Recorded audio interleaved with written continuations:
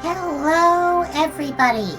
Welcome back to Disco Elysium. My name is Wanda, she, her, and you may recall when we last left off, we've just started day 3, and I sprinted right over here to get the Thought Wompty Dumpty Dom Center, which is going to be completed pretty quickly.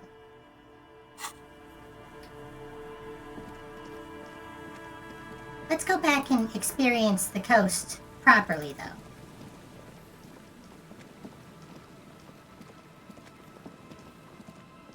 It will become obvious later why I wanted to get that thought as quickly as possible.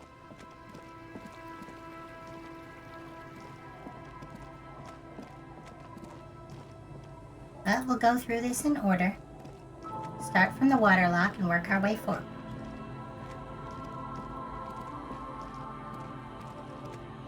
Allez-vous-en, basically go away, which we know is an aerial graffiti directed at the Coalition airships.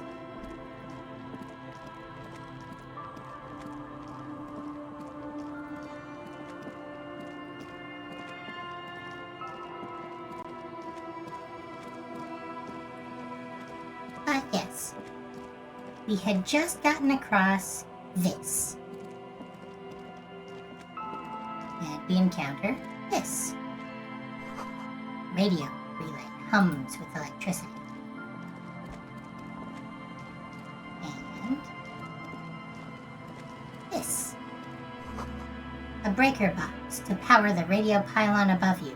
Maybe there's something inside. Maybe indeed. 90 cents. And some more change over here. We're not exactly hurting for money, but we might as well.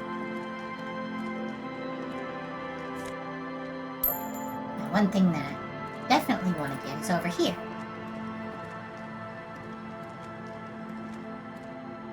Blue means that we're using our crowbar on this. Get the Jamrock Biker Cop Sunnies. Let's check them out.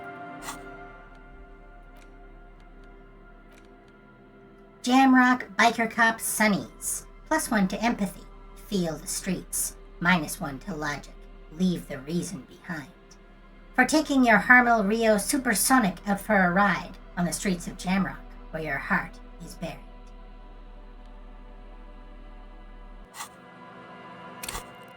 We are currently sitting at 5 skill points. Got quite a few, actually. Not bad.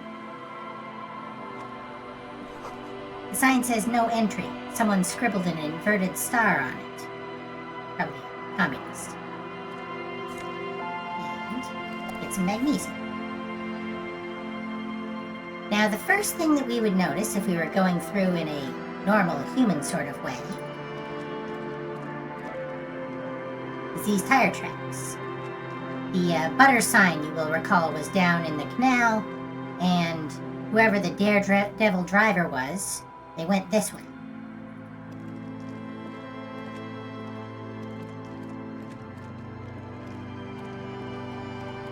And up here. A creaking ahead. A broken axle grinding.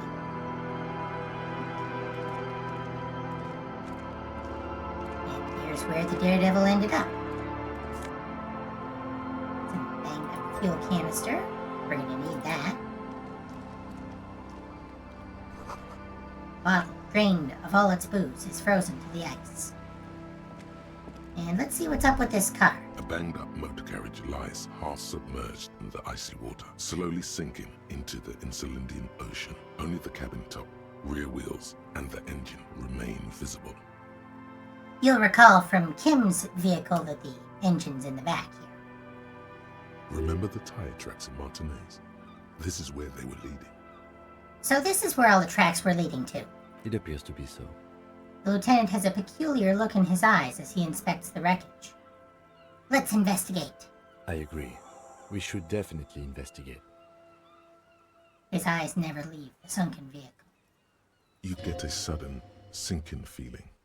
Stomach acid comes up as you look at the motor carriage in a deep, dark, cold water. Run your hand over the cold metal. The motor carriage is properly stuck in the ice. Getting it out would require a team of specialists. A single day in the salty seawater would ruin most vehicles, but this one looks worn even in places the salt water hasn't touched it. Rode hard and put away wet. What is the make of this MC? Can I see a logo? The logo is too deep in the murky water. You can't make it out, but you do see a monkfish float by.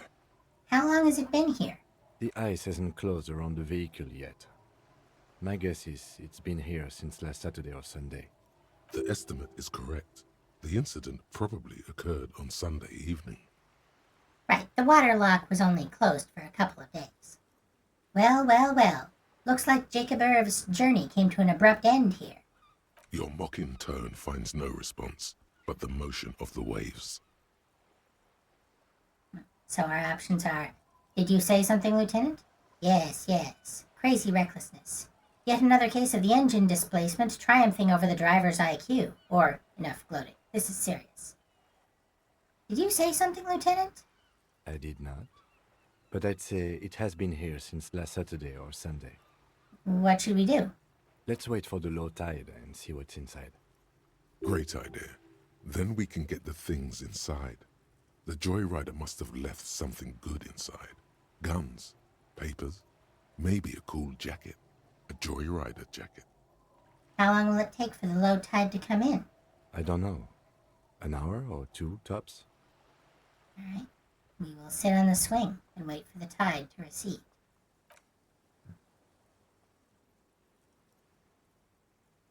As you sit down in the old, rusty playground, the world around you becomes very silent. The body language here is so very intentional. The hinges creak under your weight, dangerously so. Nothing but the sound of seagulls high above in the sky, echoing like distant laughter. Ice cracks around the blue motor carriage in the sea. Hold on, it looks very blue. Yes, it does. What's your favorite blue thing? Let me think about it. Whistle a tune? We get this unless we get snake eyes? The tune on your lips forms a strange yet undeniably beautiful contrast with the surrounding bleakness.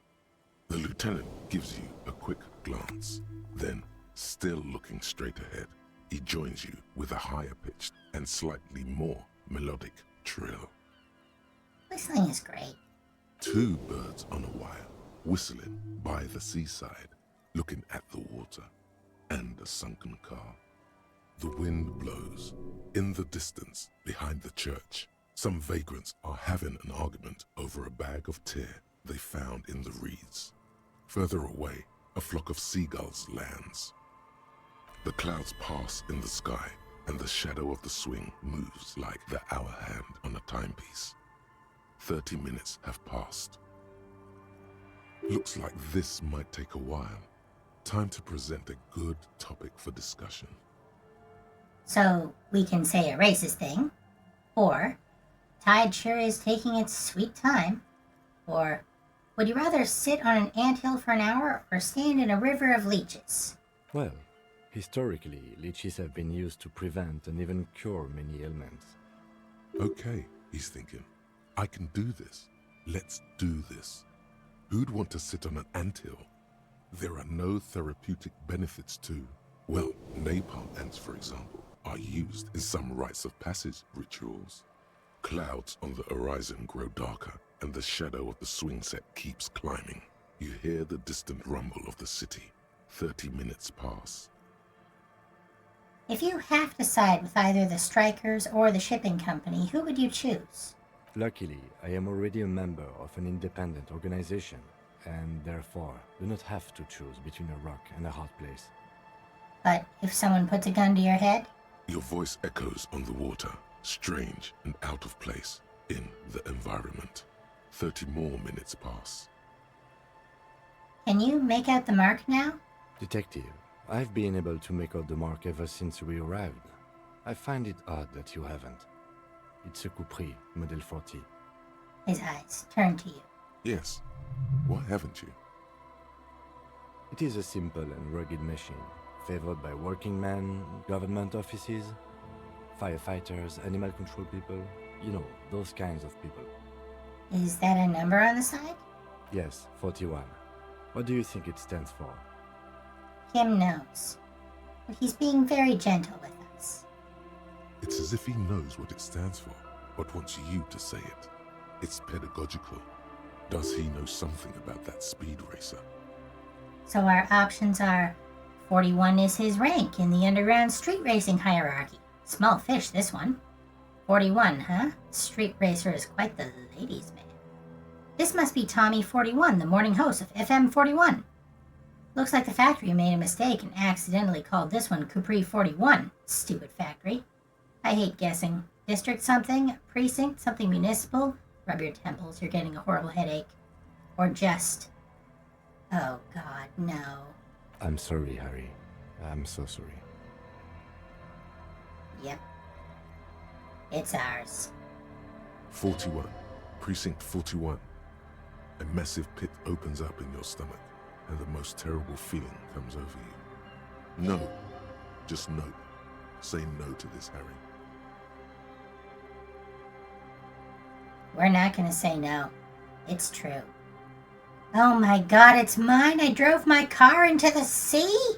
I'm afraid so, yes. It looks like you started in front of the whirling, jumped over the canal, and then drove your vehicle in the sea right here.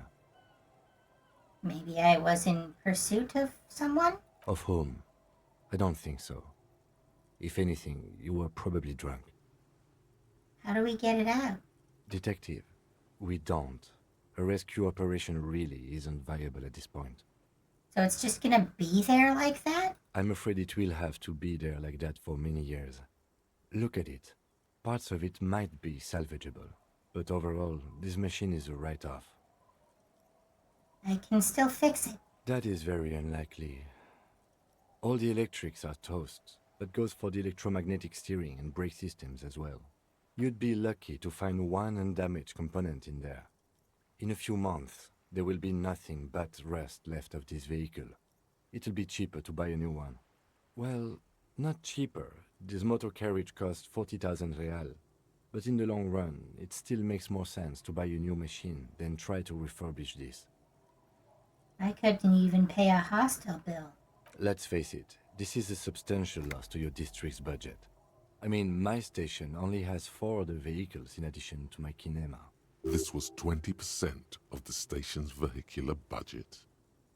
The badge, the gun, and now this. The lieutenant adjusts his glasses and doesn't say anything.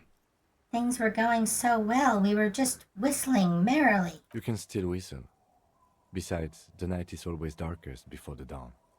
They're not gonna take me back after this, are they? People are more valuable than machines. Training a police officer is even more costly. Well, at least I can see what's in there now. Yes, let's go take a look. And indeed we can. But first, we're gonna get to see the thought that just completed. Humpty Dumpty Dum Center. You're at home, stupid cop. Not with the art crowd. You hate them. Everyone hates them. Even they hate themselves. It's nauseating. An industry built on sprezzatura and sparkling wine. And, let's be honest, tax evasion schemes. That one's The true. Humpty Dumpty Dum Center is the heart of this unholy symbiosis of aesthetics and tax optimization. And now that you've internalized it, you can have a piece too. And here's what we get. Encyclopedia passives, and of course our encyclopedia is at a +6 because we have a very high intellect, give us +10 XP and +2 real. So every time we remember a fact, we get 10 XP. It's sort of similar to the art cop. we're optimizing for getting as many XP as possible. Unfortunately, it does give us a -2 to our suggestion, pretentious wanker. Fortunately, the only really important suggestion check we already made. That was the smoker on the balcony earlier. Probably gonna lock us out from one other path, but, well, we'll give it a try when we get there. But I did want to get this because, again, we're trying for as many XP and therefore as many skill points as possible. There we go. Speaking of skill points, like I said, we're at 5. We're gonna pop a couple in here.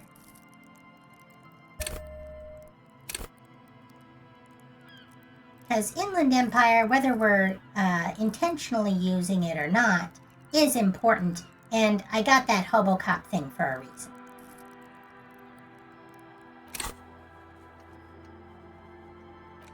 So, we're going to be exploring the rest of this going forward. Let's see what's in our car.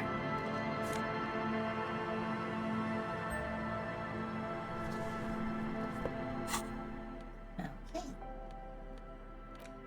So we got the RCM Commander's Jacket, which gives us a +1 to Esprit de Corps, United in Black, and a +1 to our Visual Calculus, Sharp Eye.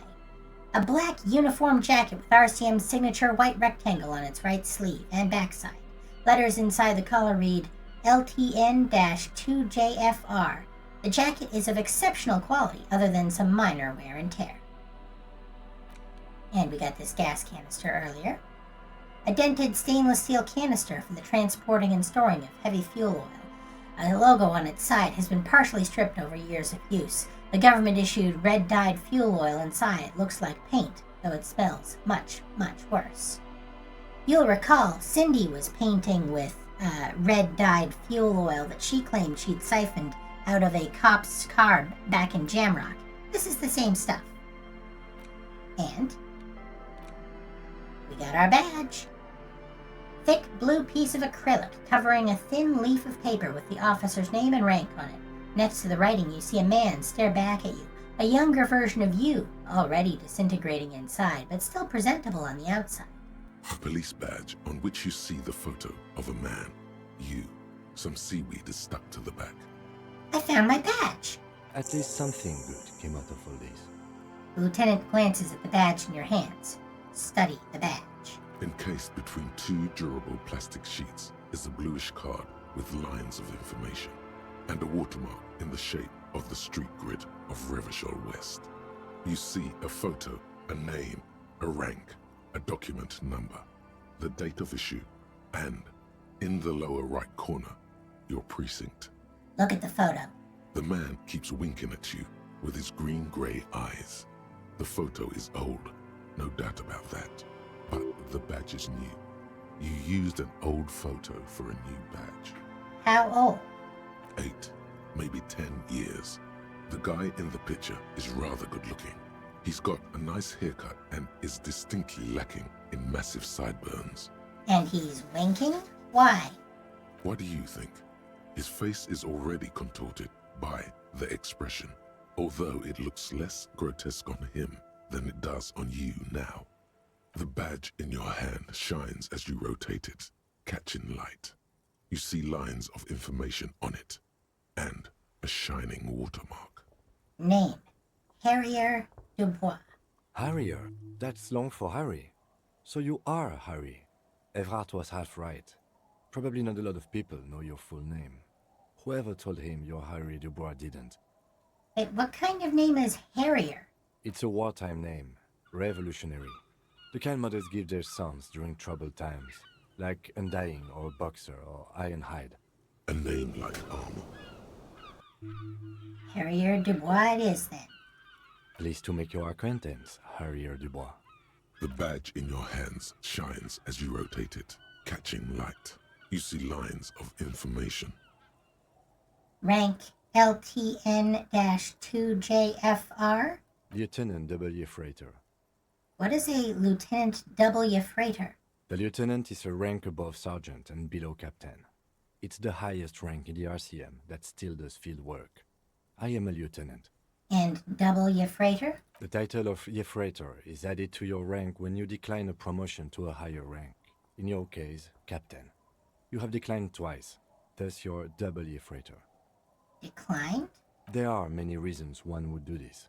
The rank above you in your precinct's decomptage might be taken, or sometimes promoted officers do not want to replace their superiors, out of respect. And sometimes they just prefer the type of police work available to their current rank, in your case, Lieutenant. What's a decomptage? Decomptage is the hierarchical system employed by the Revachol Citizens Militia. It means counting down to twos. The countdown is modeled after the dual leadership system employed by the left during the revolution, which in turn was developed by last century experimental psychologists in the University of Königstein. So there's our Wumpty Dumpty Dum thought, giving us 10 XP and 2 real. Let's not think too hard about why 2 real popped into our pocket when we remembered a fact. It's a thing that happens. The lowest rank is junior officer, usually teenagers. Then there are the patrol officers, then sergeants, lieutenants, and then a captain. That's basically it, except for a few kings. What kinks? Kings like satellite officers and the additionally a freighter rank I already explained. The long and short of it is, you're his superior. Thank you, authority. Satellite officers? You are given the title of satellite officer if your partner is quickly promoted through the ranks and you rise with him. You don't seem to be a satellite. But our partner, Jean Vicmer, is. That's the gentleman who's so upset with us and who we saw just a little bit ago in the whirling in rags wearing a blonde wig.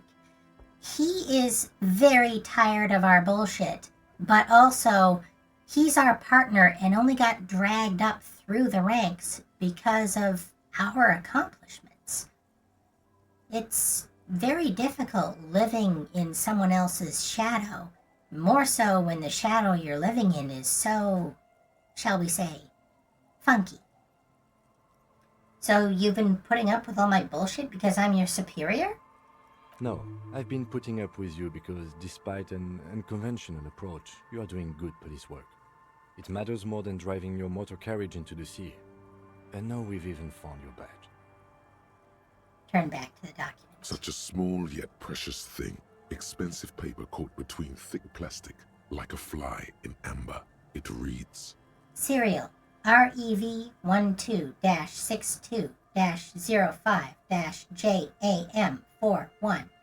That's just the serial number. Revachol, Jamrock, Precinct 41, with some numbers thrown in there for good measure. the numbers are not there for good measure.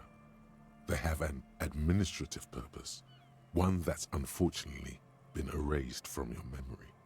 Date of issue, 7th of November, 50. 4 months ago. I'm guessing that's when you were promoted to the rank of Lieutenant W. Freighter.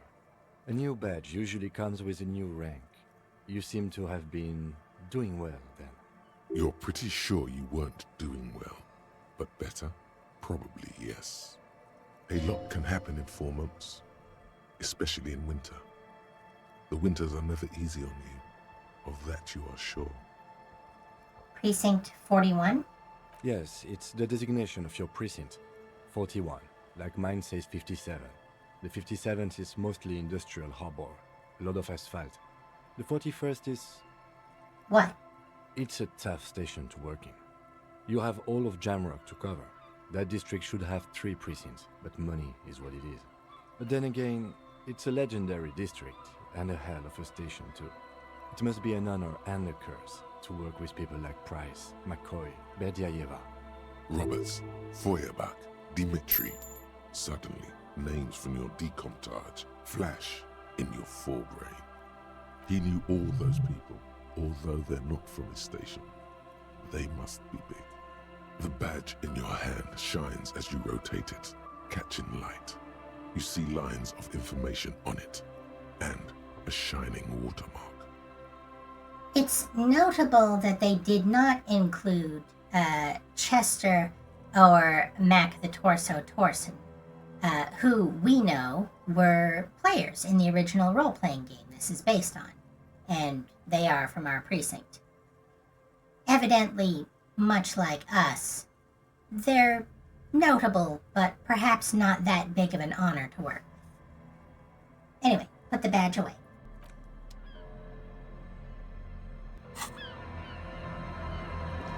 Doing well.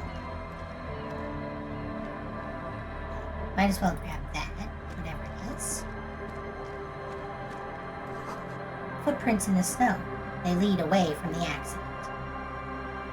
It would be weird if they led to it. I'm going to see what's down here.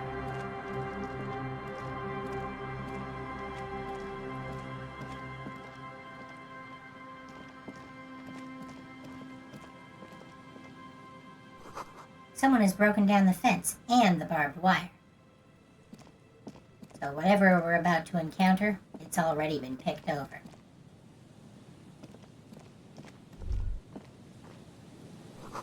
The wind is corralled by the 4-story buildings around this yard. Glory, says the graffito, to the ghosts of us. There's something in here.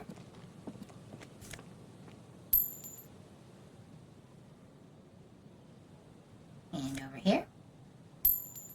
And over here.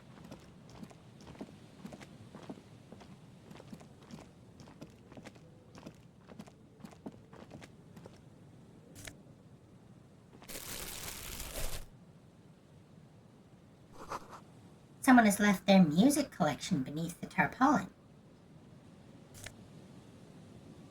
And there it is. A tape of the smallest church in Saint Saint. You may recall this is the song that was playing when we tore the tape out of our recorder upstairs in the Whirling and Rags.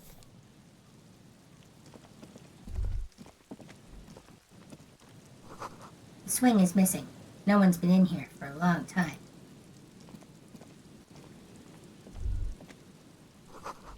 Birds in the birch tree. Barely audible coos come from above.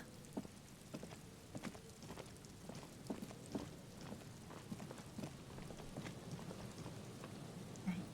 Let's take a look at that tape. The tape you found from a shack on the coast. The A side has smallest church in Saint Saint written on it, while the B side is supposed to contain the instrumental version. It requires a boombox to play. And fortunately, we already have one. Let's give it a listen. The porter reel is just what you needed. The reel's attached to the apparatus with a satisfying click. The tape is routed behind the magnetic reader. Press play on tape. You press the large button marked Commencer, and the tape starts spinning. There's a small delay before the song starts playing. Right, so we can press our ear right up against it, or I think we'll keep the porter reel at a harmless distance and wait. Songs usually get louder. Then the organ starts playing a simple, melancholic tune echoing in the hallway.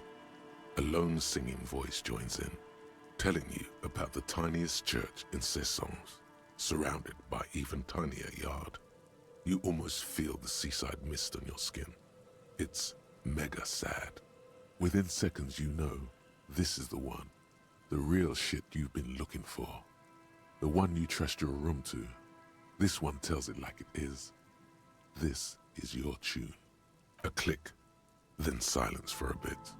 Then the tape stops spinning. So our options are, could I sing this for karaoke? I think I could sing this. No, I couldn't. It's too sad. I might cry and trash the room again. Or, scratch that, I'm already crying, and I look dumb and old. But I believe we can sing this. Of course you could sing this. You could take sad to a whole new level with this. And you already know the lyrics since you've listened to it like a million times. Yup, they're all here. All 3 verses. Love getting XP for remembering things. And the B-side of the tape contains the instrumental version. It's like the world itself is telling you to do it. Only one obstacle stands on your way. What? Gart. You have to convince Gart to let you sing karaoke in the whirling.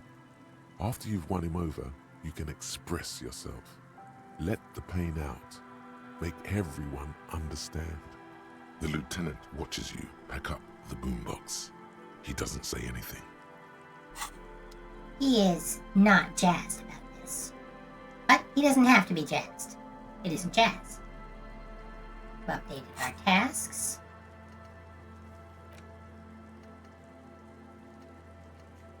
Sing karaoke. Now we just have to convince Gart. Back up to 4 skill points. Tempted to pop a couple into encyclopedia and conceptualization. If we hit some particularly hard passive checks, that might just pay for itself. I'll keep it for now. Might need these points. Better to have and not need. Rust peels off the bent iron posts of the swing. The wind whistles through the skeleton of the small house behind you. There's desolation everywhere. What happened here? In this yard? The lieutenant looks at the small building. A flock of gray swallows takes off in the distance. He's assessing the situation. How long ago was it abandoned? Someone thought they could have a summer house in a bloc obscur for cheap. It didn't work out. They abandoned it about a decade ago. Wait, what's a block obscure? A black bloc, a part of the city left unrenovated after the war, or one that has fallen to gang violence, or has become inhospitable in some other way. On aerial photos, block obscures look like dark squares, hence their name. Because they don't get power. So this part of the coast is a block obscure? Practically, it's not an official term in any way, but look around. No sewage, broken power lines, crime, drums. Life is tough in the blocks. It's no place to build a summer house.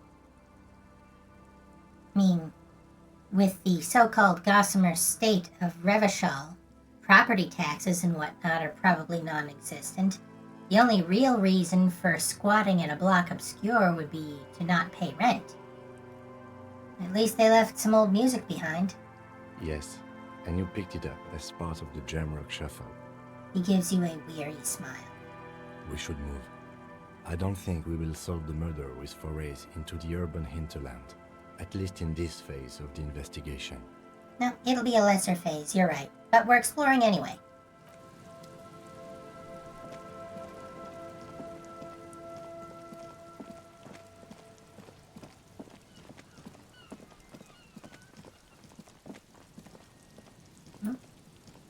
Click on the orb. Every orb is 1 XP.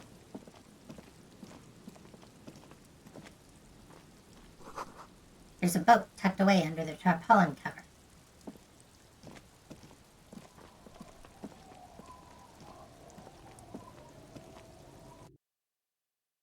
And here's where we get the bow tie, I believe. Okay. Hey. Come back. There was an orb. Oh well. A cold breeze is enough to make the wall planks creak. Postcard, Coal City, 08.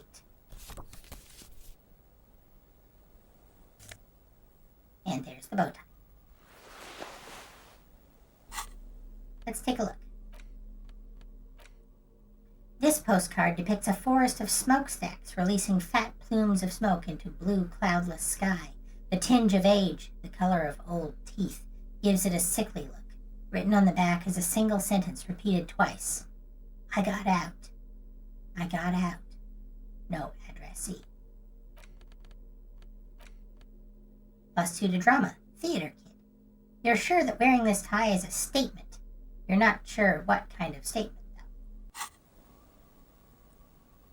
though. Okay.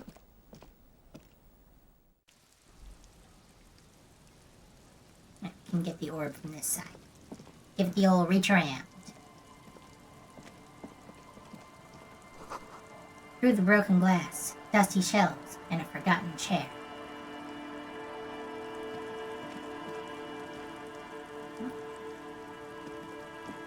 This box.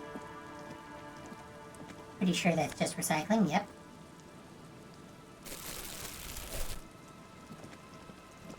And we might be about to meet somebody who could tell us more about our car crash. Sounds of life in the north. The washboard scrub from filth from fabric.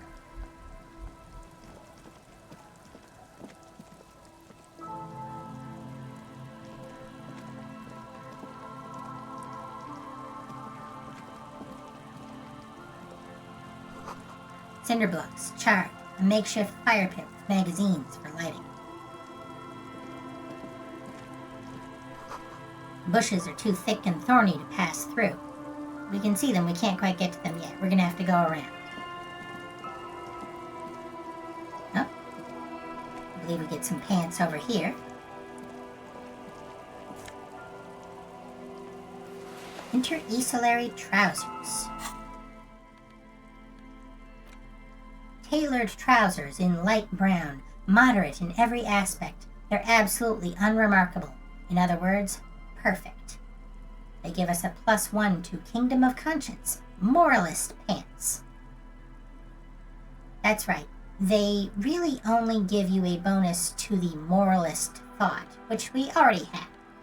Similar to these shoes, which gave us a bonus to the Ultra-Liberal thought. Still, decent pants. Not gonna wear them though. You see dust-covered linens, dried tulips on a bed. That's just a bench we can sit on to pass time, but we don't need that. White curtains have been drawn shut, no looking in.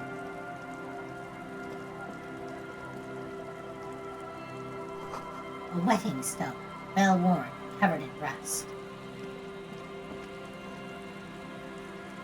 This place?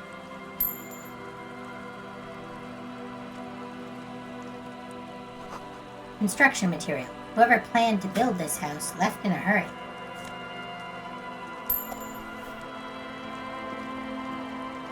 We'll be dealing with them later. First, I want to talk to these guys.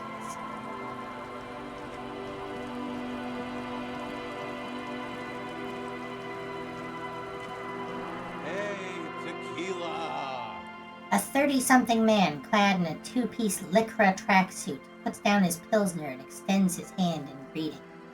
This is Idiot Doom Spiral. Note how his painting is so messed up that he bleeds into the background. This is a man who is indistinct at the edges. Also, note the little cart that's busted here. It's a little mini bar that you would take golf in. This guy used to be fancy. Good to see you. How's business? How's the whole reality situation treating you? I'll shake his hand. So what's happening? Tequila? Yeah, Tequila Sunset. How are the, high-concept, reality-based adventures proceeding? Well, I happen to think they're going pretty well. He says it like it's obviously your name. Like you call someone Billy Brunel or leader of the 4th Street Gang. Good. These people know your true name. Looks like it has preceded you, Mr. Sunset. More on that later. I have re-entered reality to conquer it, to bend it to my will. I am the law. That's the spirit. I used to shape reality into my image, long time ago. Those days are over now. He looks at his shit-stained lycra jacket with a grim expression. Sadly, things aren't going that well in Idiot Doom Spiral land. Haven't found those keys yet, haven't won that great piece of ass back. No word from my business buddies. He takes a sip from his beer. Idiot Doom Spiral, huh? This is bound to be a good, high-concept conversation. At last. I will let you know, this guy does a lot of management businessy kind of talk and uses high concept incorrectly. Or at any rate, about the same way that Bird's Nest Roy talks about photons. Which is to say, consistent at least. What do you guys do around here? We are saving the world. He looks at his comrades. Please, don't go. begs the man in the pipe. Don't go! Okay, we're drinking. We're drinking alcohol. That's what we're doing. I tried to save the world once, a long time ago, with enterprise, creativity, and willpower. But that didn't work out. So now, it's a pirate's life for me. What is a tequila sunset? You keep saying it. It's you. Your tequila sunset. How do you know this? We've met before. Don't you remember? No, you sure don't. No. Aha. Do you want to know how Tequila Sunset came to be? Tequila. Tequila sunset. Something ominous there. Now, I happen to know that this is not the only time we've referred to ourselves as Tequila Sunset. We didn't get it because we don't have very high esprit de corps, but there is a side scene that an esprit de corps check can unlock that shows our fellow officers referring to us as Tequila Sunset. It's a known nickname, and not an especially flattering one. Go ahead. Let me take a sip to moisten up my cords. Tequila Sunset rolled into Martinez last Friday, and by Tequila Sunset, I mean you. The man, the myth. Wait, did we meet on Friday? Hey, let's not jump ahead of ourselves. This is your story. Stop interrupting. He takes another sip, then continues. You got here on Friday to solve a case, hoping to be the early bird who gets the worm. And by the worm, I mean the buzz. Because as far as I know, all you did was get piss drunk. Word on the street is you went around the local hostel telling people that you're a police officer, and that it would be really fucked up if you shot yourself in the head right in front of them. That's pretty high concept, if you ask me. Yep, we know that we've been doing that because we talked to Sylvie. It is. The lieutenant's brow is furrowed. He's listening as casually as he can. What happened then? It was a late Saturday night when we, the Union of Moribund Alcoholics, were getting our drink on. Nothing remarkable about this. We get our drink on 24/7. Makes everything warm and glowy. I trust you know the feeling.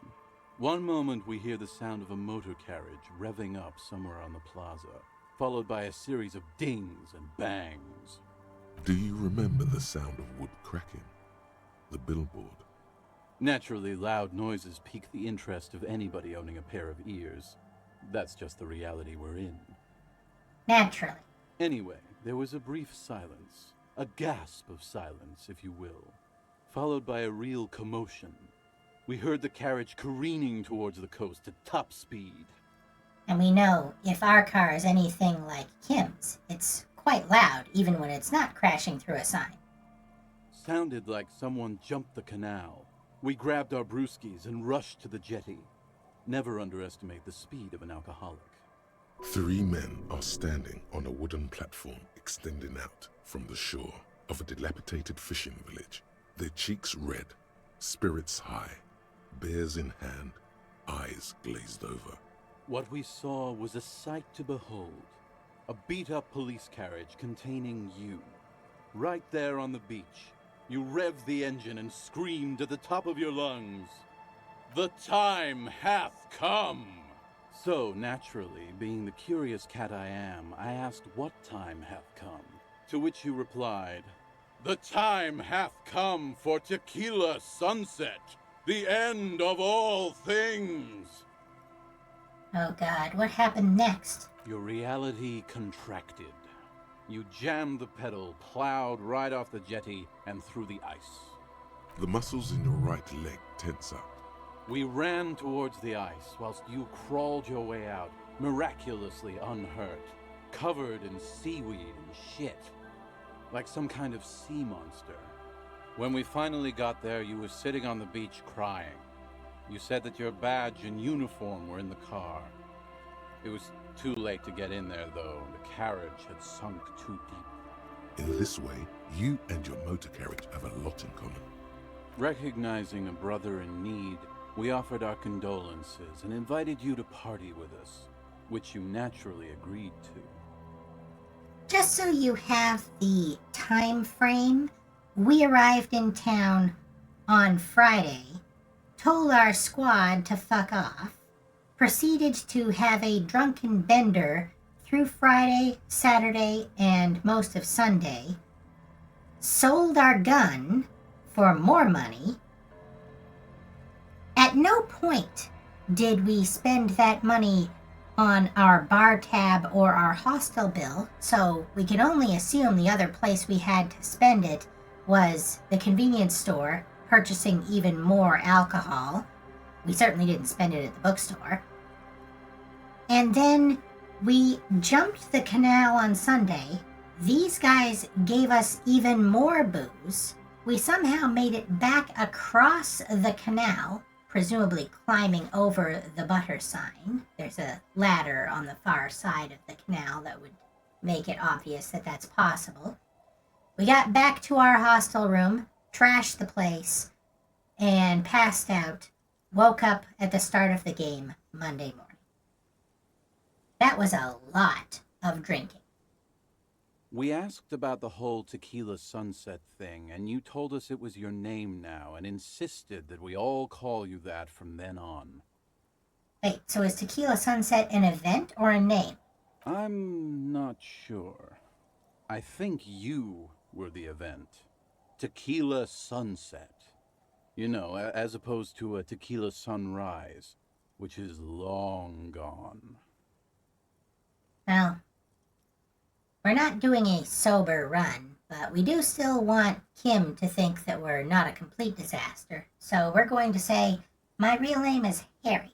No, that's just what your mother called you. Your real name is Tequila Sunset. Just embrace it, brother. I don't think we want to be his brother. Anyway, how long did we party for? Hours. It was an all-night drink-a-thon. Then, at some point, I think it was Sunday morning, you got belligerent and wanted to talk about Revacholian women. How they're beautiful and also whores and so on. How one of them fucked you real bad. After a short while, you crossed the event horizon, looked sullen, got up, and left without saying anything. Not a happy drunk, necessarily. Wow, that's quite a story. Yeah, I bet Tequila's a fucking legend around the precinct. You must be proud to work with him. If you only knew. Did I tell you anything specific about this person that fucked me? You were pretty vague about it, but you kept saying you got fucked real hard, and that we've all been fucked too. Please, don't open that door. No one's fucked me. I do the fucking around here. That's this guy here on the board across the half-pipe. Abigail. It seemed pretty painful, to be honest with you. If I had to guess, I'd say you're still working through some shit. Yeah, this is, well, we'll call it therapy. Did I mention losing anything else? Beside your gun and your badge? You said something about your hope or heart or something. To be honest, the details are a little hazy. In retrospect, I guess you lost your motor carriage too? That's a big one. Oh yeah. We're obviously going to get into the details of Harry's ex-wife and why he feels the way he does. Did I say anything about my colleagues? You told us that they were a bunch of fucking losers whose main interest was cramping your style. No specifics, though. It was more about you that night. You were the star of the show. Did I say anything about the case? Yeah, you said it was no biggie and that you'd solve it in no time. And that you didn't need anyone to do it. You're doing it solo now.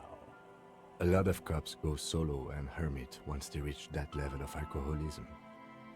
The whole partner thing might be a convention for multiple reasons. Not only because you need backup and a witness to sign off on anything that you did, but to prevent this. Our partner Jean-Vic Mayer evidently didn't keep us out of this void. Not that it's necessarily his job, but I don't know. Maybe he should have tried a little harder. Kind of a dick, to be honest. Anyway, did we talk about, politics? Yeah, you kept talking about how the coal mine owners were fucking us all over, just like that woman fucked you. We're getting this one because we're going communist. I didn't agree with you, by the way. The spectral hand of the market makes sure everyone gets exactly what they deserve.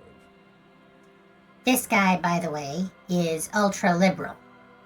And this is what happens when you cling to your ultra-liberalism despite not getting the success that it promises. Did you get a read on what kind of cop I was? This is probably going to be superstar. You kept calling yourself a goddamn superstar who'd cleared 501 cases. As you've already determined, the actual number is 216. But what's a little embellishment between friends? No thanks to the squares at the precinct, as you put it. I don't need to hear any more. It's a hard thing for a man to confront his past. That's why I avoid mine at all costs. You seem like you're characterized by your storytelling ability. Want to tell me another one sometime? Whoop-de-doo. So now I'm a fucking storyteller. Right, why not? Better than a beach bum. Yeah. Want to tell me how you became Idiot Doom Spiral? It depends, really. Are you willing to help me out? You might get scammed here. I have a feeling this is going to cost me a lot. No, the reality of the situation requires a rather modest contribution. A little motivational package. So this is how being on the other side of the barrel feels. What do you need? Booze. Did you already forget our party? The thing I relayed to you earlier. So, have you got anything for good old Idiot Doom Spiral? A Got some bottle for a story. Seems fair to me. Got some sweet Commodore Red. Classy. He snatches the bottle and pushes the cork in through the bottleneck. Hey, Spiral Boy, you gonna share that? Don't call Abigail! Shut up, guys. I'm telling a story here. Something happened to you. Something happened to me, too. My actual name is George. But around here, you already know. He goes by Idiot Doom Spiral. I was once a reasonably high net worth individual. A founder/junior partner at a high concept creative services agency. When my story begins, I had just landed a major contract with an insurance firm. Go on. I used the profits from my agency to finance what I called a cultural incubator. Abstract value generation, value per person, high concept stuff. Again, he keeps using that term, high concept. I developed the paradigm, worked within the paradigm, but the burden of leadership weighed heavily on me. So I went jogging every so often to keep myself sane. How many people did you have working for you? 22 full-time employees, an all-star team, a potentially historical set of individuals. Worrying about them often kept me up well into the morning hours. Heavy lies the crown. Did the jogging help? It did. With my trusty Sansarique tracksuit, I felt like I could conquer the world. But now dreams are worn thin, much like my tracksuit. What happened? One day I left on my evening run. As you may know, it's impossible to clear your head when you're distracted by the sound of keys jangling in your pockets. He shakes the bottle and makes a ringing sound. His eyes are clouded, his dilated blood vessels encircling his irises like stinging brambles. His eyes are your eyes. This is what we don't want to become, but what we may have already become. So I removed the keyring and put the keys for the front gate and the apartment into different pockets to stop the jangling, you see? At least, that was the plan. I was halfway done with my usual lap when it started to rain. The reality situation became very wet, very quickly. How wet are we talking exactly? Wet, okay? It was raining really hard. There's a trace of derision in his voice. I made my way back home and discovered that I didn't have the key to the front gate. I'd mixed it up with the key to the letterbox, which was useless. Naturally, the situation required me to climb over the gate, which I did. There was no climbing down because I slipped and landed on my ass. Well, he doesn't want us interrupting him, evidently, so we're going to say nothing. Reality was looking rather grim just then. Me lying on my ass in a mud pit in the middle of a heavy shower. But when life knocked me down, I always got up. So I made my way across the yard. Standing in front of my apartment door, fumbling with my pockets, I realized that I'd also forgotten my apartment key. You may be noticing a bit of a logic error in this story so far. He went jogging with 2 different keys, but neither of them were the apartment key? Okay, so what happened next? I rang my neighbor's buzzers. It was late, and most of them didn't even answer. Those who did assumed I was trying to sell them something and hung up before I could even explain the situation. People are naturally wary of ad men, you see. One moment someone chats you up, 5 minutes later you've bought a box of edible lingerie and a strap-on. I don't begrudge them, especially since I was known to be one of the best. He pauses meaningfully. Just then, I experienced a moment of clarity. I still had the key to my office. I could wait out the storm there. But when I reached my office, I remembered that I'd asked one of my producers to change the locks that day. And since I hired only the best, he'd already done it, and I couldn't get in. Anyway, long story short, life spiraled out of control. I haven't gotten into my apartment for years, and my girlfriend left me because she didn't want to date a homeless man. The company, well, you see where I'm going with this. Again, there's a bit of a logic error here. There's quite a few more steps between losing your keys and being homeless, especially for someone with employees and friends and a significant other, and presumably a family. The unspoken truth here is that you'd already lost them. So, now you've heard my tragic tale. What do you think? Like nothing you've ever heard, huh? Is that it? I feel like there are some steps missing. Tequila, I've thought about this series of events for a long time. If there was anything else to it, I would have thought of it by now. Why didn't you go to the authorities? Well, at one point they came to me, but, you know, I didn't have any ID on me. So they tossed me in jail for 2 days. You know, for the crime of not having your ID on. Sure. I can't say it increased my faith in the RCM. No offense, gentlemen. I've only been a hobo cop for a few days now, but it doesn't seem so bad. The hobo lifestyle definitely has some perks. Not having to pay rent, first and foremost. Not being responsible for 20 other people is nice, too. But that charm wears off pretty quickly. Before you know it, you're wearing a shit-stained tracksuit and spending your days picking tear. Why do you keep losing all your stuff? Good fucking question, Tequila. If I knew the answer, you think I'd be hanging out on a beach in this formerly premium but now extremely dirty two-piece lycra tracksuit? I used to own my reality situation. My business buddies and I had our own creative services agency. I had a nice apartment, an even nicer piece of ass. But somehow it all got away from me. And none of it was your fault. Now I can't hang on to anything. Just last week I stole this nice new jacket, but then I lost it too. The only things I haven't lost are these two drunks. A lost jacket? Sounds like a mystery you could look into. What was the name of your agency? My agency, man.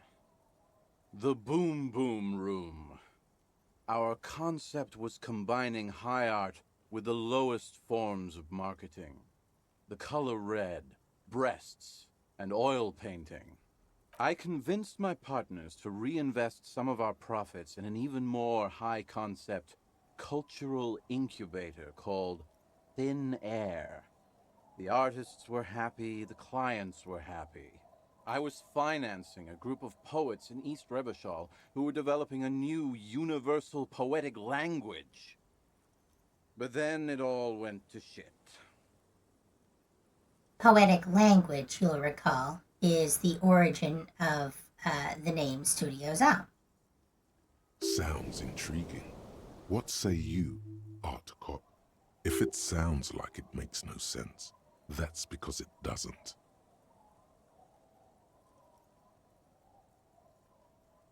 Man, mixing high and low, commodifying culture, that is extremely my shit. I know! It was fucking awesome! Too bad I went on a jog, unleashing a cascade of doom that washed it all away. What's up with the tracksuit? What? You've never seen 100% Lycra before? Go on, feel that primo material. The man extends his arm. Touch it. Pretty nice, huh? This might be one of the last of its kind. Should probably be in a museum, honestly. He takes another sip. Good God. It's nearly impossible to describe how dirty this texture is. It's like rubbing two jellyfish skins together. You feel about 15% less human for having touched it. Randomized trials have also found Lycra, TM, to be associated with a number of exotic, highly malignant cancers. So you also have that to look forward to. Fun. And then there's the smell. But you don't even want to think about that. Wow, you're lucky. He never lets me feel it. That's because your paws are fucking filthy, Rosie. We're right next to the bay. You could wash them any time. But what about the other drunks? My fellow members of the Union of Moribund Alcoholics? They're exactly what they look like. Hey, tequila! You want to buy some speed? Yes, this is a place where we can purchase amphetamines. Not gonna do it while Kim's present, though. Shut the fuck up, Rosemary. He's a cop, remember? I thought he was a cool cop. Don't call Abigail. And this is Abs. So yeah, that's basically us. We drink together. What's this about a lost jacket that I might get XP for? Tequila, it's a verifiable tragedy. It was practically brand new. Sure, it didn't really go with my Lycra threads, but it did itch a lot less. Say, you're a detective, right? Maybe you can help old Doom Spiral out. Solve the case of the missing jacket. What do you say, Tequila? Sure, where'd you lose it? If I knew where I lost it, don't you think I'd have it? I mean, maybe I was up by the boardwalk, or walking along the beach, or checking out the abandoned fish market. That's a lot of places. Somewhere north of here, that's for sure. You could ask around, see if anyone's seen it. I won't have to. I know exactly where it is. Let me ask you something else. I'm all ears, Tequila. We're, not gonna bother with this right now. We'll come back later. Seeing you. You too, Tequila Sunset. Well, now we know. What's up, Abigail? Don't call Abigail. Grumbles an unshaven man with a ruddy nose. He narrows his eyes at you as if in recognition, then turns his head away. The noxious odor emanating from the drunken man is strong and familiar. Don't you call her? Yeah? Don't call Abigail. I am the law. You really don't have to. Besides, he won't understand you anyway. Abigail. Oh, Abigail. He mutters while trying to brush something off his extremely dirty trousers. His movements are slow and awkward. Who is Abigail? Abigail, don't you fucking call Abigail. You're not going to get anything out of this guy. He's too drunk. Who are you? What's your name? Don't call Abigail. Where am I? What is this place? The man hiccups, then mumbles something unintelligible. Why shouldn't I call Abigail? He snorts and beckons you to lean in closer. Lean in? Don't call Abigail. Don't call Abigail. Hey, I'm on an important official investigation. I demand you answer my questions. There's no use in yelling at drunks. He's barely holding it together. The drunk man starts coughing a really disgusting, hacking cough. Tell me about your friends. Don't you fucking call her. Hear me? Abigail? He whimpers in the end. Don't call. Slowly, his head nods off to the side and he passes out, tongue dangling from his mouth. There was little chance he'd be a reliable witness anyway. Fair enough. Hi there, Good Rosemary. to see you, friend. Do I have deals set up for you, buddy boy? He spreads his arms as if wanting to embrace you. Good to see you too, friend. So what do you want? I got smokes. They're cheap. Very cheap. I got Pilsner. Great deal. You won't get a better deal on that piss. Spirits I can let go for 300 real. I also have speed. And by speed, I mean amphetamine. Amphetamine? Aye, by amphetamine I mean speed. I thought by speed you meant amphetamine. Aye, that's what I said. Right, got it. Good, my man. Now what can I offer you? It's quite the business venture you've set up here. Oh. The system's been good to old Rosemary here, and I'm milking her like a bitch goat in the backyard. What do you mean? You see, friend, man makes his own luck, and I made mine real good. Got my hands on 3 bottles of liquor ex-squeeze, sold 2 to the fellows around here, and immediately invested the profit. Bought cigarettes, bought beer, even bought a bit of speed. And look at me now, I've got everyone on my hook. He spreads his arms and smiles a crooked, toothless smile. The hook. Where is it? I can't see it. So our options are, look like you're on your own hook, too. Impressive entrepreneurship. I approve. Or, got a permit for this little shit show? We know he doesn't need a permit. Looks like you're on your own hook, too. Of course. It is what it is, you know. What it's always been. People, buddy boy. It's the people. Well said, and extremely coherent. Why does the bottle of spirits cost 300 real? See, friend, it's real valuable. Worth every real, if you catch my drift. Got it from a bit of a business venture. Nod, let him speak. You know, it's funny, actually. He bursts out laughing, then takes 3 gulps of his Pilsner and stares at you intently. He's finding it difficult to focus his watery gaze. What is? What? Keep him talking. What do you mean, what? What did you think was funny earlier? This guy. Where'd you get the bottle of spirits from? Oh, this is medicinal spirits. The good stuff. Got it from the doctor's office. I got one of those scientific ampoules a few months ago. Torpedo, they call it. It's supposed to keep a man from taking a drink. He spits a nasty yellow clot on the ground before you. Didn't stop me for shit, that's for sure. 5 lemons with half a pack of butter and you're good to go. That's a good tip, I should remember it.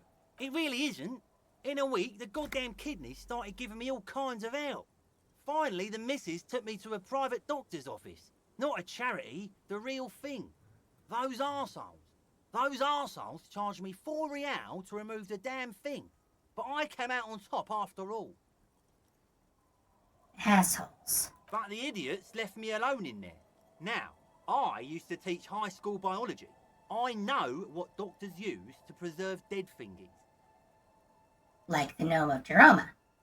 He gets an excited gleam in his eyes. Swipe 3 cans of this blue medicinal stuff from the back room. Threw the snakes out and voila.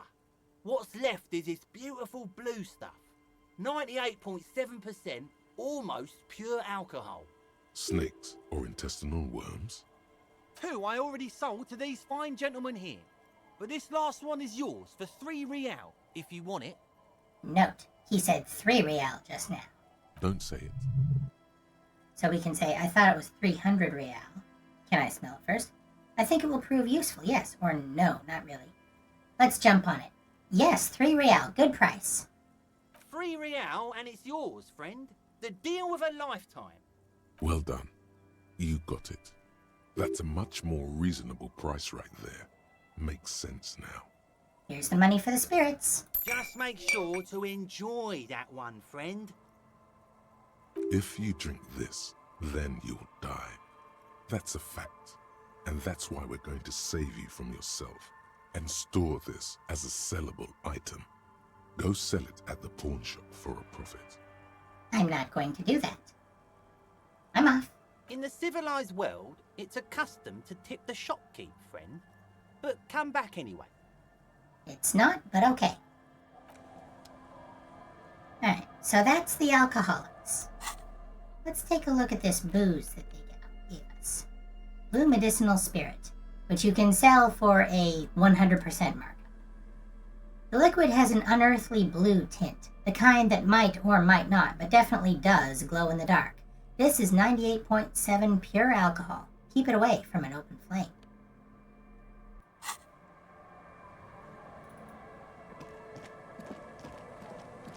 We got some kids here, but we're going to talk to her first.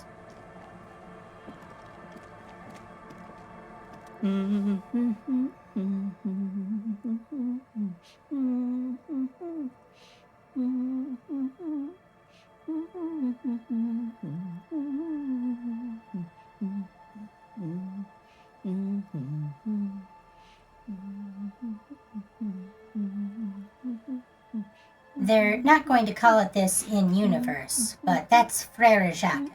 You're not sure about the melody, but it might be South Samaran, possibly Sigayan, also known as the apricot Sujunti. Same place Silang is from. Welcome to the fishing village. Please lean in closer. I have cataracts. Then how does she know you're here? You can't see, then how did you know I was here? I still have a golden ear. Come, come. Lean forward. Oh, welcome, police officer. We don't cause any trouble around here. And we don't want any trouble either. We are not here to cause any trouble, madame. What he said. We're cops. We don't cause trouble, we take care of trouble. In theory. Oh, of course. Last time we saw you around here was 12 years ago. You also came to take care of trouble then. Wish you did. But still, in Martinez, you're considered an ill omen. I've been here before. No, not you personally. I meant the RCM. Some of the men got into a fight. One of them killed another, locked himself in that woodshed over there. She points to the building behind her. Now that's in this direction. I will let you know the building she is dismissively referring to as a woodshed is in fact a dilapidated church that we will be exploring later. He was brooding, needed some help opening the door. You got it open for him and took him to think about what he'd done in a more secluded place, somewhere more quiet. She says it as if he was on some kind of spiritual retreat. What kind of ill omen are we talking about? Oh, the usual. Dark tidings. Black hound. That's you, all right. A black hound licking your own heels. If I'm considered an ill omen, why hasn't anyone told me that? Maybe they are afraid.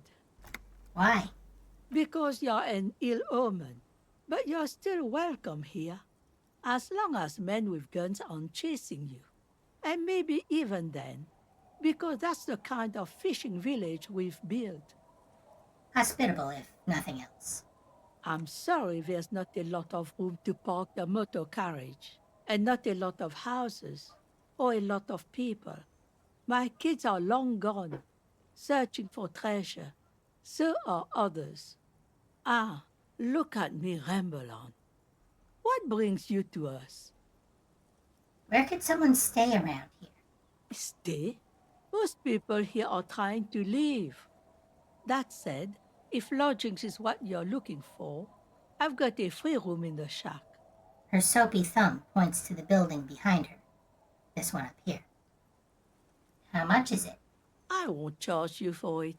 Take it as a gesture of goodwill from the village to the RCM. Wait, hold on. You're just giving it to me? No one is using it, and God knows it's not much anyway. You can stay there. There's this guy, Gart, who makes me give him money every night just so I don't die out in the cold. That's exactly how they get ya. That's why we built our own cinder block houses on the seaside. So we don't have to give money to those crooks. We might not look like much, but they are ours. Wait, why isn't anyone using the room? My kids grew up and left like they do. The house is long empty now. I live in the small side attachment. It's easier and cheaper to keep warm. One more time, I can just have the room? Aye. The room is pretty bare bones, but it's got a bed and roof over it. That's more than some folks have around here. When Varson communist revolutionary Ignas Nielsen was in hiding, he stayed in a hut on the Boreal Plateau for 10 months. So now we've got some political options here. It would help me stay in touch with the proletariat, communist. This could be the first chapter of my Rags to Riches memoir, ultra-liberal. Now this is real Revacholian hospitality. That Gart must be half-kipped or something. Fascist. Unfortunate that incremental development hasn't elevated this neighborhood yet. I see potential here. Moralist. Or, I don't need much. This just sounds just fine. We're still going communist. You best not be plotting another revolution under my roof. We barely got through the last one. But the room, do you want it? You got yourself a tenant. Don't make an old woman regret opening her house to the place. A key appears from under her apron. She hands it to you. Well, if you are not in the hostel in the morning, I'll know where to find you. Here, in a shack. What is in this fishing village? Just us. It's barely a village anymore. We almost don't exist. What do you mean? This is pretty much a non-place. A gap. A blank spot on the map. Just a cluster of nameless shacks on a nameless street. The place is so pornographically poor, it's not even funny. Is there a way to make a little money around here? Here? For you? No, officer. The only money we have here is some coins the drunks tried hiding from their women and then forgot about. That's our in-canon explanation for why we'll find coins hidden here and there. Under carts, boats, in little boxes, it's not hard to find. This place is pornographically poor. The lack of wealth is the one thing we've got in abundance. The woman smiles cryptically. Riddles. Fits with the general ambiance here. Aye. Sometimes it's as though I'm also gotten lost inside this nameless nothing. I'm lost too. Oh, it seems to be a common theme these days. I think I'm in the process of finding myself again. Isn't that what people always think when they are lost? Something I can do for you to find your way, officer? There's gotta be something here. Tell me. Over there, you can find more of the same. Shacks and trees growing wild. That's the pox. Between here and Jamrock, a dusty sea of old trees, all covered in industrial soot. Small houses under them, an overgrown park. The pox? What's that? An old military hospital and its surroundings. Or it used to be, during the time of the suzerain. After the war, it was turned into a goodwill hospital for shell-shock veterans and folks looking for some quiet in the old sanatorium gardens. Now the area is crisscrossed with nameless streets and makeshift cinder block houses, Shacks as far as the eye can see. What happened to the hospital? The goodwill ran out. The staff left and the place was shut down. It's long gone by now. Who else lives in this village? Well, there's Lillian and her kids. A few new folks live in the house to the east, but they are away right now. And then there's the drunks. Not a pretty sight, but there's little we can do about it. Home is home, even for them. Oh yeah, met a couple of drunks here. I'm sure you did.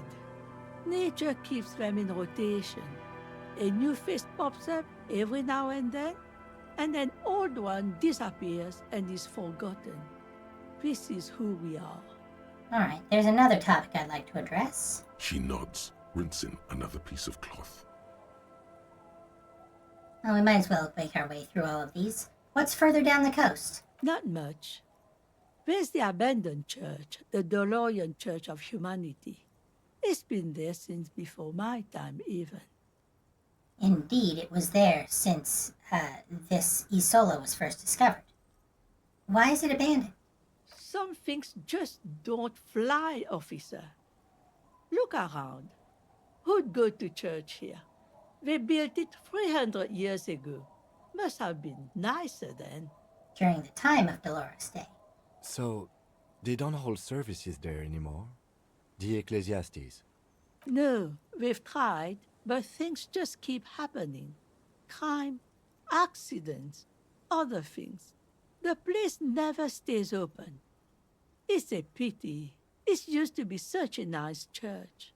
What else is on down coast? Before you get to the church, there's some ruins, an apartment complex, or some kind of electrical plant. Run-down bunch of houses, empty. Which is it, apartments or electrical plant?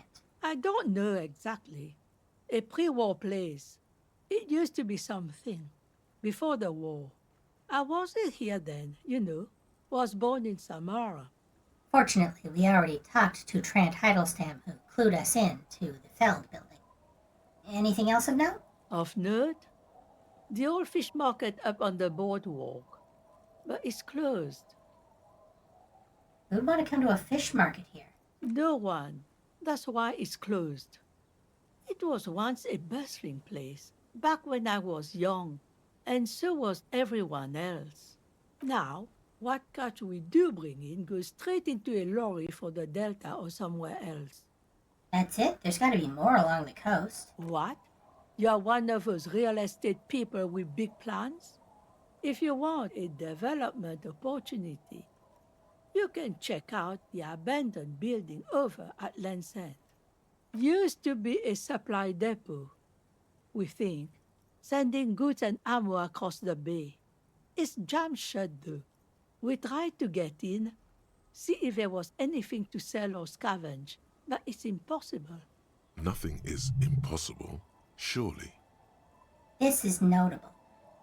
The check to get into the supply depot is, well, literally impossible.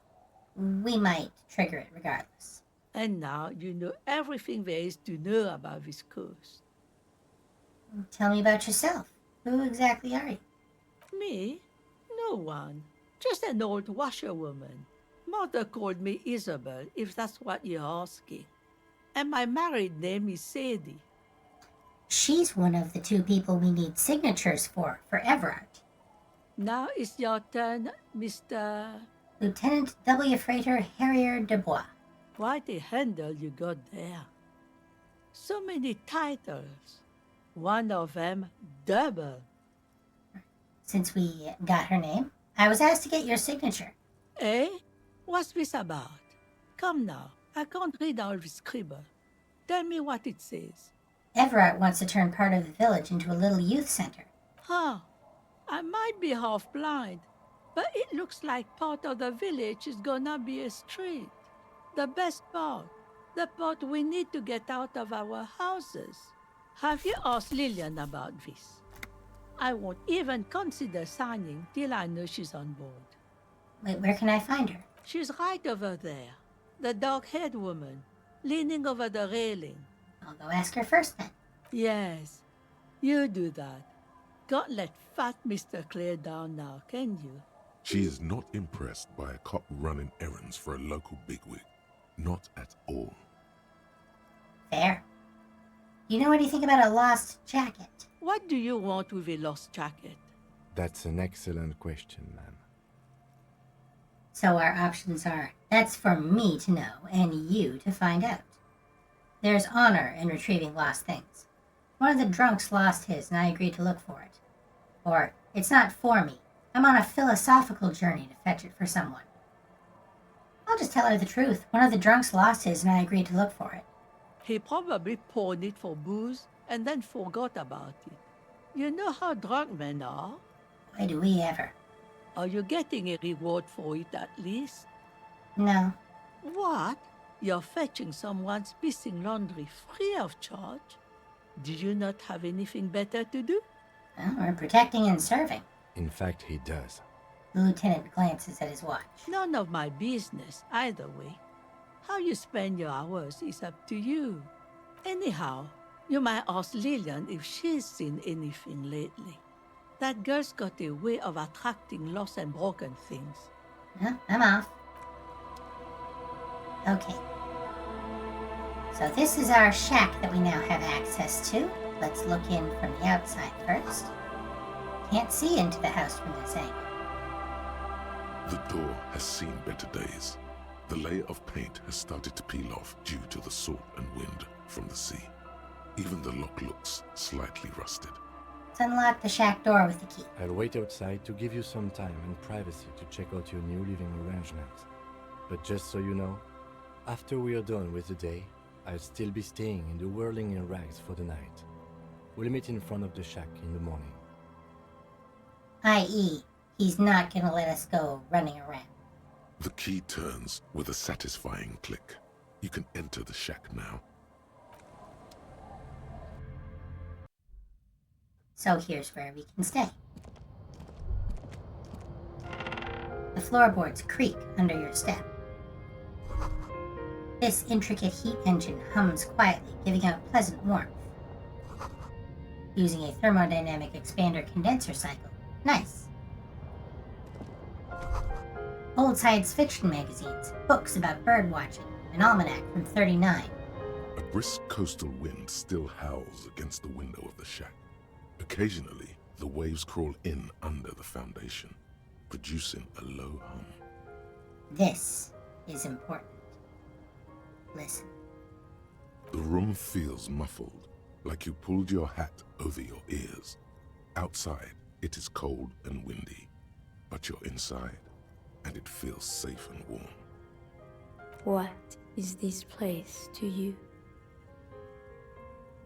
So our options are my new hangout, where I could silently sit, drink, and die while looking at the waves roll in. My forward base for the coastal part of the operation. It's free. That's good enough. I could live here. Or, looks like this is my new home. Wonder where the old one went. Now that voice, what is this place to you? We get that very rarely with Shivers. That voice is the voice of the city, of Revachol herself. What do we want to tell her? Let's ask. This is my new home. Wonder where the old one went. Westward, across the canal, towers the whirling in rags. Door number 1 on the second floor is locked. Behind it lies a trashed room. 1 floor below, behind a counter, stands an irritable man. In a small shack in the fishing village, a baroque heater hums quietly, emanating a sense of comforting warmth. A wash basin lies on the table, the water inside reflecting the somber face of the world. Far away, on the corner of Perdition and the Main, a nondescript building, obscured in a haze. It's vacant and lost, just like its tenant. So that's where we live. The corner of Perdition and Main. Thank you, Strange Sensation, for a fair assessment of the current situation. Outside, the howl of the wind has picked up. The waves crash against the stilts again. It's as if you think the thought, but in someone else's voice. Look under the floorboards.